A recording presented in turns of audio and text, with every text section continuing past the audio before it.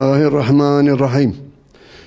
Bu Marmara Mavi Gemisi ne zaman deniz yoluyla bütün yani tek ben değil şehit aileleri oraya götürdükten sonra ben bileyim o zaman benim oğlumun kanı yerde kalmamış. Onun verdiği temzinat da ben kendi elimle götüreceğim oraya teslim edeceğim. Fakat ne zaman oranın üzerine o baskı kalkarsa, ne zaman bu Mavi Marmara gemisi oraya giderse, o zaman ben bileyim ki yani bu şehirlerin kanı yerde kalmamış, yerine gelmiştir. İsrail nerede Sami'dir? İsrail Yahudi Sami olabilir. Müslüman düşmanıdır Yahudi. Gavur hiç Müslümanın dostu oluyor. Niye siz biliyorsun, sen gazetecisin, sen benden neyi biliyor gerekmez, sen sordun fakat cevap vereyim. Yani onun zulmü, onun hakareti, onun şimdi bütün devletleri yani diyelim mi Avrupa devletleri hepsi seyircidir. Şimdiye kadar da seyirci. Fakat şimdi Cenab-ı Hak ondan sonra bunların Allah'ın emri, bu da Allah'ın emridir. Bu şehitlerin kanı töküldükten sonra Cenab-ı Hak ona bir şey getirmiş, sıkışmış yani köşeye dayanmış. Ondan sonra Arap devletleri zaten ben o Arap devletleri, o çevre şeyleri, bu liderleri ben hiçbir tane yani oranın kardeşi veyahut da Müslüman kardeşi ben saymıyorum. Ben şahsıma saymıyorum. Neden saymıyorum? Ondan sonra o Arap devletlerin elindeki ondan sonra silah, her şey Cenab-ı Hak vermiş yani.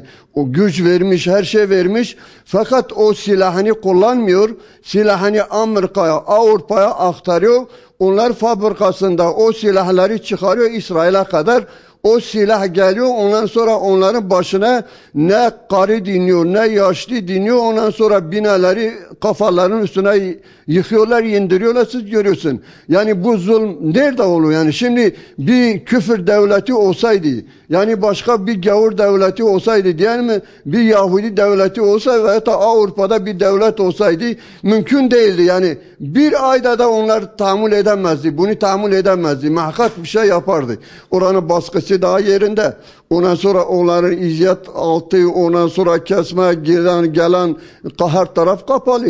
Ya bunlar gerekli kaka ki o zaman biz diye ki vallahi bu kanun, bu ben şahsıma diyelim hem bu şehitlerin hem de benim oğlum kanı yerde kalmamıştır. O zaman sevinirim. Fakat bu durumda sevme durumu bende yoktur yani. Dediğim gibi eğer oradaki ambargo kararı zulüm biterse, oradaki olaylar biterse bizim için yani amaç gaye yerine gelmiş olur. Oradaki giden 9 tane şehidin de amacı, gayesi yerine gelmiş olur. En azından bize ferahlar, o zaman biz daha çok rahat deriz. Yani önemli değil. Başka yoksa özürleri bizim için hiç önemli değil. Bu yapıldıktan sonra yeterli bizim için. Şu anda yapılan özür ve tazminat önemli değil. O 3. 4. plandaki bir olaydır. Yani zaten geç kalmış bir özürdür.